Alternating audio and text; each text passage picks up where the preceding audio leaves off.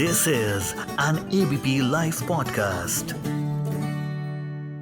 उत्तर प्रदेश में लोकसभा चुनाव को लेकर एग्जिट पोल का परिणाम सामने आया। इसमें तमाम राजनीतिक दलों के चुनाव परिणाम से संबंधित सर्वेक्षण रिपोर्ट आए हैं। चुनावी सर्वेक्षणों में एक आम बात दिख रही है और वो है बहुजन समाज पार्टी का खाता न खुलना। दरअसल 10 साल बाद एक बार फिर बहुजन समाज पार्टी के सामने उत्तर प्रदेश में शून्य पर सिमटने जैसी नौबत दिख रही है। लोकसभा चुनाव 2024 में बीएसपी खाता नहीं खोल पाई थी। 2022 के विधानसभा चुनाव में भी बीएसपी सिर्फ एक सीट पर सिमट कर रह गई थी। सवाल उठ रहा है कि अगर ऐसा हुआ वाकई में, जैसा कि 2024 के एग्जिट पोल में प्रेडिक्शन है, तो फिर बीएसपी के भविष्य का क्या कुछ होगा। और उस पर हमारे साथ इस वक्त बात करने के लिए आईएमसी के प्रोफेसर शिवाजी सरकार हैं। शिवाजी सरकार जी, संवाद पर स्वागत है आपका।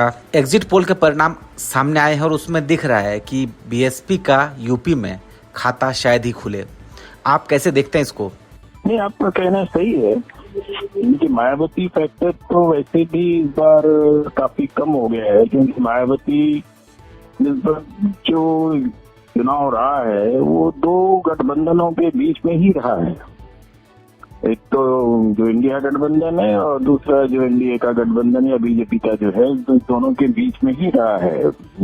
मायावती जो है उनका जो भी कुछ रहा है, एक तो मैं समझता हूँ जब सर्वे किया गया होगा उसमें बहुत उन्होंने जिस तरह से सीटें दी हैं और जिस तरह से वो चुनाव लड़ रही हैं, तो उसमें वैसे भी इम्पैक्ट कम दिखता है। और एक चीज जो लोगों का कहना है कि चुनाव के दौरान भी उनकी जो मेन वोट बैंक है, उनका जो पर्टिकुलर कास्ट का जो जिस तरह का है उनका, तो वो भी कहीं ना कहीं खिसकते हुए दिखा है। अब वो किस तरह से कहा गया ये कहना मुश्किल है। तो इसलिए मायावती का फैक्टर जो है एग्जिट पोल में तो नहीं दिखा है, पर मायावती का फैक्टर का एक चीज तो रहेगा, कुछ ना कुछ असर जो है अलग अलग कॉन्स्टिट्यूएंसीज में कुछ ना कुछ तो उनका रहेगा। बिल्कुल नहीं रहेगा मैं ये नहीं मान रहा हूँ, क्योंकि देखिए कई जगह ऐसे हैं जहाँ उन्होंने इस तरह के कैंडिडेट दिए हैं जहाँ वो दोनों गठबंधनों को कहीं न कहीं परेशान कर सकती हैं। तो इस तरह से हो सकता है कि इस बार उनको सीटें पिछली बार जितनी मिली थी उतनी तो शायद नहीं मिलेगी, पर वो जो ओवरऑल जो डिसीजन मेकिंग होगा उसमें उसका असर रहेगा, ये मेरा मानना है। तो इसलिए मायावती को ये जरूर है कि पहले जैसी मायावती जितनी स्ट्रांग थी इस बार उतनी तो नहीं रह गई है। इस बार तो उनके किसी तरह से पॉलिटिक्स में बचे रहने के लिए उन्होंने कैंडिडेट दिए हैं और उसी तरह से उन्होंने अपने कैंडिडेट खड़े भी किए हैं। तो इसलिए मायावती फैक्टर पहले से डेफिनेटली कम हो गया है। और जब 4 जून को सारे रिजल्ट आएंगे तब एक्चुअली को ठीक से पता चलेगा कि एग्जैक्टली क्या हुआ। तो ये मान के चलना सही है कि मायावती का इस बार जो सीट्स हैं उसमें बहुत ज्यादा उनका असर सीट मिलने में कम से कम नहीं होगा। उस वजह क्या देख रहे हैं आज मायावती उत्तर प्रदेश में पॉलिटिकली रिलेवेंस कैसे हो रही है उसका? मायावती का तो अपना वोट बैंक था जिसमें सत्ता पहुंची है। देखिए मायावती के साथ 2 चीजें हुई है। एक तो मायावती का जो वोट बैंक है वो पिछले कई चुनावों में, पिछले बार जो है वो सपा और बसपा मिलकर चुनाव लड़े थे और इसकी वजह से उनको 10 सीटें मिल गई थी। पर उसके बाद से उस दौरान भी लोगों को उनके साथ खबर शक रहता है कि उनका जो लॉयल्टी है कहाँ शिफ्ट होगा, इसके बारे में कोई भी बिल्कुल निश्चित रूप से नहीं कह सकता है। और इस बार जिस तरह से सारी जो पॉलिटिकल जो वोट बिछी है उसमें जो है मुझे लगता है कि मायावती का जो वोटर है वो भी समझ रहा है कि मायावती के साथ अगर सारे तरह रह जाते हैं तो कहीं ना कहीं रिलेवेंट ना हो जाए। इसलिए उसमें से भी कम से कम एक जो तबका है वो डेफिनेटली खिसका है। अब किसके तरफ खिसका है नहीं खिसका है ये तो बात की बात है, और ये तो पूरे जब एनालिसिस होगा तब समझ में आएगा।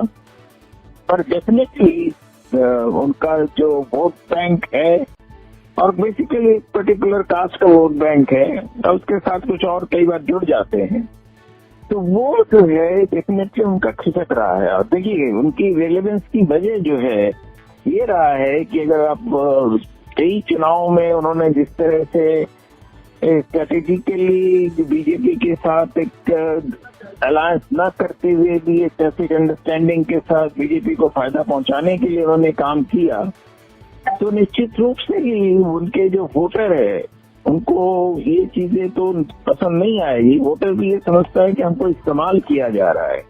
तो कोई भी राजनीति हो या व्यक्तिगत जीवन हो, इस्तेमाल तो नहीं होना चाहता है। मैं समझता हूँ ये एक बहुत बड़ी वजह रही होगी उनके जो पॉलिटिकल इरेलेवेंस का। जी, लेकिन इसमें इस तरीके से इरिलेवेंस अगर मायावती हो रही है तो फिर बीएसपी के फ्यूचर पर सवाल उठ रहा है। नहीं, निश्चित रूप से बीएसपी की अगर आप रेलेवेंस देखें, जो यूपी में जिसकी एक सरकार थी और सिर्फ बीएसपी अपने बल पे सरकार बनाई थी, वहां से उसके बाद से वो अपने को जिस तरह से इरेलीवेंट करती चली गई और एक कहीं ना कहीं उनकी एक जो है अपने पर्सनल या उनके अपने परिवार के बेनिफिट के लिए कुछ पॉलिटिक्स जब करते हैं कोई, तो उसका असर तो पूरे जो पार्टी का अगर स्ट्रक्चर है वहाँ जरूर दिखता है। पार्टी के लोग क्यों जुड़ेंगे? पार्टी के लोग तभी जुड़ते हैं जब उनको भी लगता है कि जो पॉलिटिक्स हो रही है उससे उनको फायदा होगा किसी तरह का। अगर वो फायदा नहीं दिख रहा है तो निश्चित रूप से जो है वो उनसे कटने लगते हैं। और मेरे ख्याल में इस बार ही नहीं, अगर पिछले चुनाव का भी अगर आप विश्लेषण करें तो उसमें भी यही पाएंगे कि क्रमशः जो है उनकी जो रेलेवेंस जो है उनके अपने वोटर्स के बीच में कम होता जा रहा है।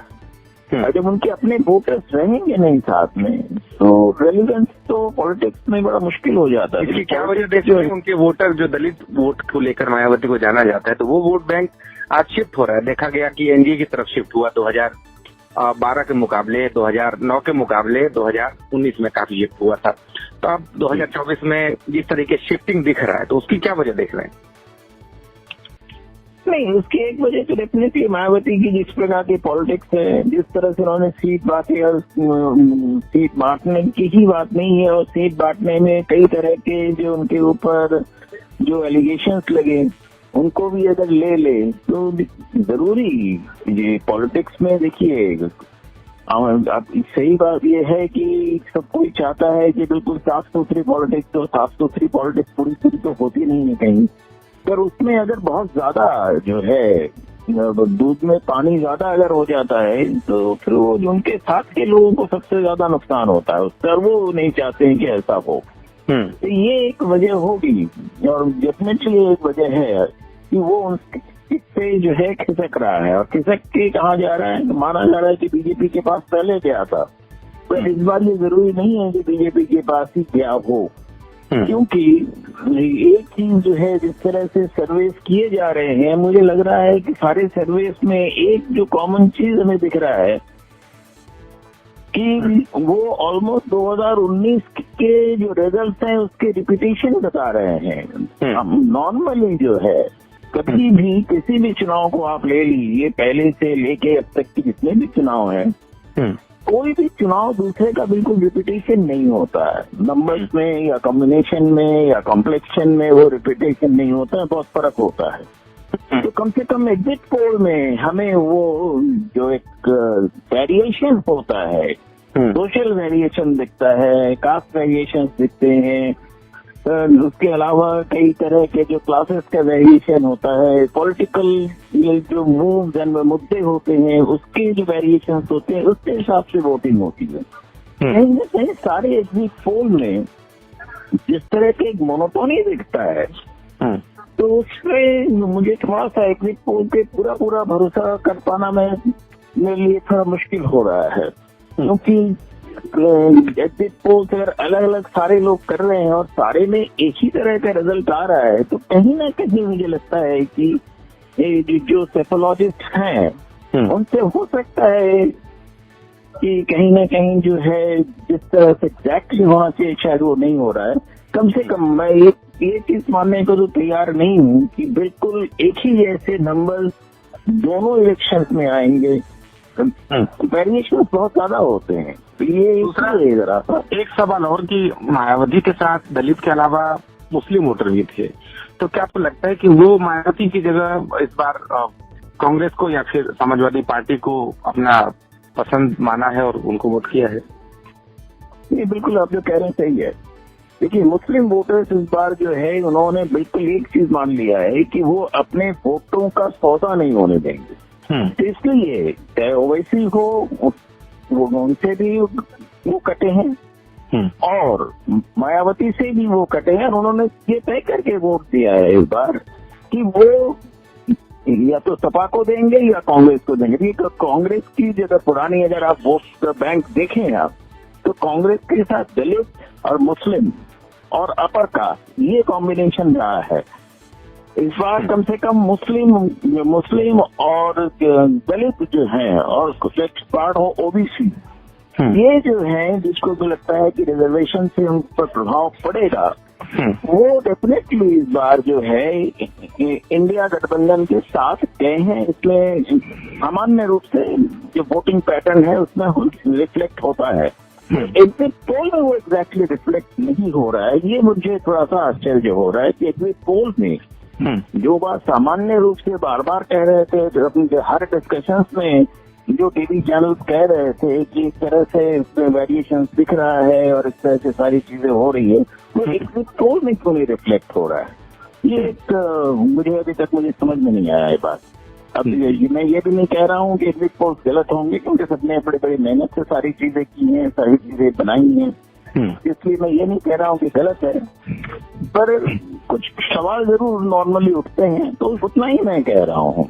अब एग्जैक्टली जो चीजें हो रही हैं वो 4 जून को पता चलेगा। तो अब कई बार हमने ये भी देखा कि जो एग्जिट पोल होते हैं और जो एग्जैक्ट रिजल्ट होते हैं उसमें कई बार बहुत ज्यादा वेरिएशन हो जाते हैं। तो मैंने मालूम नहीं है ये वेरिएशन होगा या नहीं होगा। अगर यही रिपीटिशन हो रहा है तो मतलब हमें ये समझना पड़ेगा कि हम जो कैंपेन के दौरान सारी बातें कर रहे थे, हम सारे गलत बातें कर रहे थे और हम चीजों को नहीं समझ रहे थे। पर इसमें एक फैक्टर और है, इसको मैं कई लोगों से बातचीत में मैं इस सवाल पर पूछा तो किसी ने कोई जवाब दे नहीं पाए कि इस बार एक चीज जो देखा गया कि बीजेपी के वोटर्स तो थे वो वोकल थे, पर बाकी जो सारे वोटर्स थे वो उसमें वोकल नहीं थे, वो उसमें बोल नहीं रहे, चुपचाप थे या कुछ ऐसी बातें कर रहे थे जिससे कोई समझ न सके वो क्या करने जा रहे हैं। तो वो भी एक फैक्टर था जो एग्जिट पोल के सर्वेज में भी वो दिखना चाहिए था, हमें वो दिखा नहीं।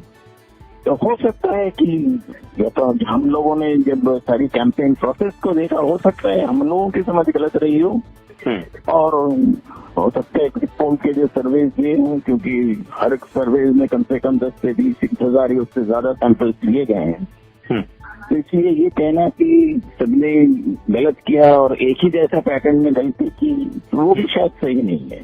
जी, पहला पॉडकास्ट के साथ बातचीत करने के लिए बहुत शुक्रिया सर। बहुत बहुत धन्यवाद। This is an ABP Live podcast.